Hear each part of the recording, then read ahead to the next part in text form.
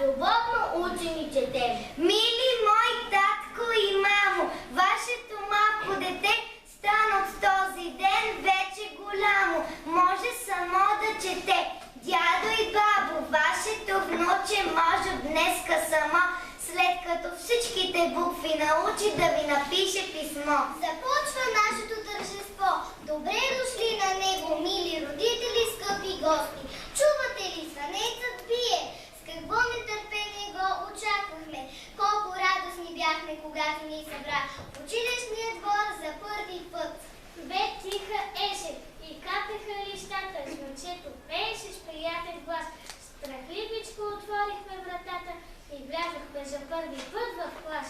Занизаха се дни чудесни и трудни имаше сред тях. Да, имаше игри и песни, весели и дружен смях. Но имаше уроци тежки, задачи трудни.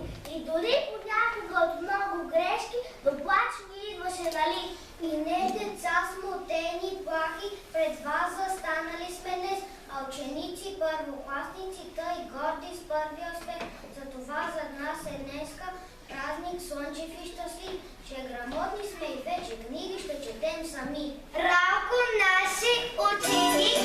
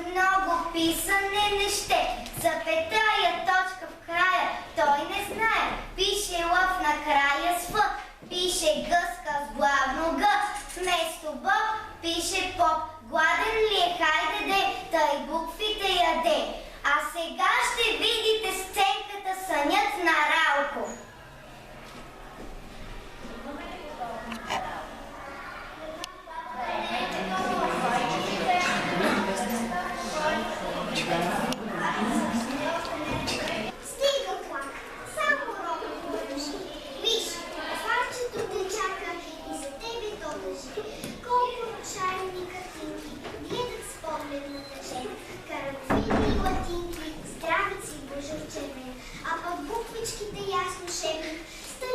дъще. Бива ли така ужасно да реве това момче?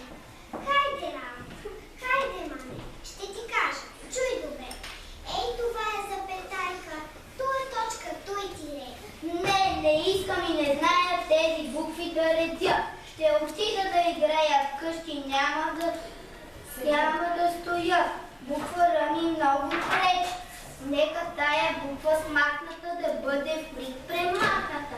Те премахнам буква Р. Неща е там. Буква С ми също пречи. Буквата ме дразни, като други дразни. Не така, така не бива. Някога ще порастеш. Всеки ще те подиграва, че не можеш да четеш. Иска ми се да ги сгазя. Всички букви до една. И буквачето го мразя, ще го скъсам. Ето, на! Виж, наистина го сгази. Рамо, може ли така? Бабино колионари, да чуя аз. Бива ли онак да плачеш, що ме вече в първи клас? Ех, от него няма мира. Все го моля да чете, но от дума не разбира и не ще ли, и не ще. Що не тъй да ме послуша, всичко да запамети. Слушай, мило мое юче, наостри за мико си. Преди цели 9 века, в тая хубава страна, неграмотен бил човек и живял в тъмнина. Всяко българче тогава не разбирало четмо. Имали сме си държава, но сме нямали писмо. Само синко мой живели 2 деца тогава. Те играели и учели всеки ден за клас. А сега ще ти я разкрия. Татко им се казва Лъв.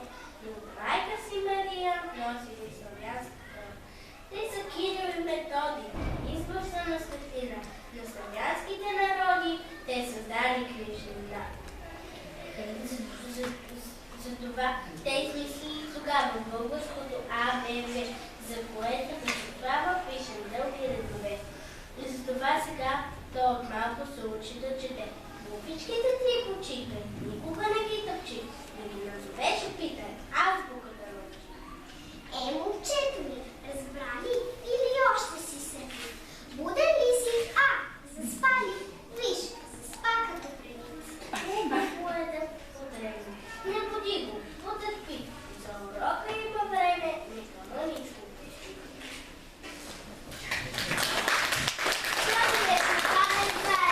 Пред мен е страшен згад. Не, разхвърляната стая влиза новия бухар. Ти ме скъса най-дестоко, няма той да ти простя. Ти ме нарани дълбоко, идвам да ти смастя. О, детето, парка мили, ти ли ме разбираш? Ти ли? Толкова е ясно то. Ти си малко зло човече, скъса моите коли. Тръгвай да те водя вечер в Тилилейските дни. Не, аз искам там при мама. Чакай, мъничко, постори. Няма време. Има, ще чета аз всеки ден. Бай, момченце ти е крив. От децата само ти си неграмотен и ленив. Хей, буквар, не плаши го. Виж, прибери добрите. Мили дружки, влезте ми го и да поправим работите. Букварът ти изчезна.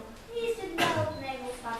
Хей, дитица русокоси, кой ви пусна тук при мен? Ние буквички сме малки.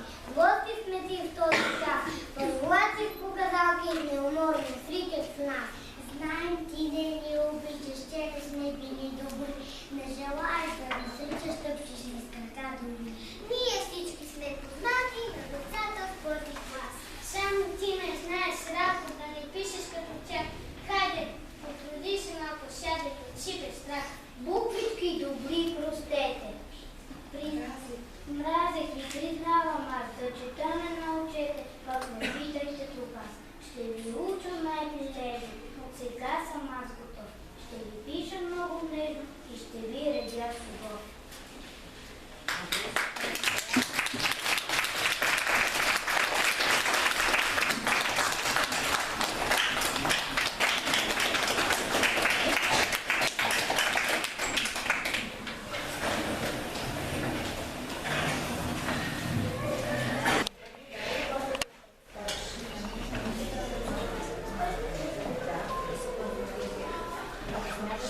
Давно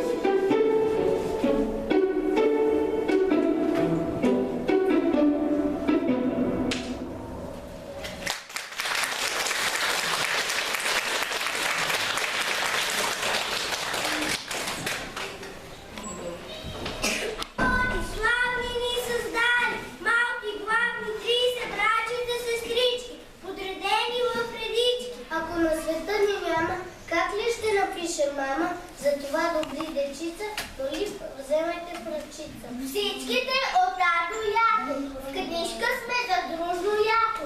Букви сме и много знаем, с теб света ще опознаем. Но бъдете с нас безливи, изпишете ни красиви. Ако пишете ни грешни, ще сме тъжни, ще сме смешни. С моливче над листата снежен, нека всеки е прилежен. Писъмце да пише кратко, мили мамо, бабо, татко. Буквите като дечица тичат, скачат на трева. Ту се хващат за ръчичка, ту се крият из буква. Не играйте днес на жмичка, мои буквички добри, ще ви събера самичка, ще ви преброя дори. Зная, всичките сте 30. Букви малки и големи, си сплели златни мрежи. Ако в тях попаднеш ти, кой ще те освободи? Грабвай бързо химикал в тази весела игра и старателно повтаряй буквички от А до Я. Уча буквичката А, първа буква А. Начало с нея казваме Атанас, как обичаме на нас. Ъгъл, ъгрена бумен. Тези думи почват, който ги напише точно, той ще стане инженер. Който пък не ги научи, кръгла двойка ще получи. О, обичам вълните бели, обичам синято море, обичам с вятъра да тичам, сред пеперуни да летя. Обичам да си поиграя, обичам книги да чета, обичам да си помещая, войни да няма по света. Ученик съм в първи клас, упорито ще се уча, уми разни да получа. У дома пък написана, аз учителка ще стана. Ето, идва ред на Е и в Х звучи добре. Буква И, аз на мамата ми глата, неуморна, работлива, тя с мен след играта, връзки скъса ми да шива. Ю, юзда, юг, юли, юлия, юнак. Нова буква е това, тя се казва Ю, деца. Азбуката е накрая, като в стая трамвая, яке ягода, ягодичката. Пише буквичката,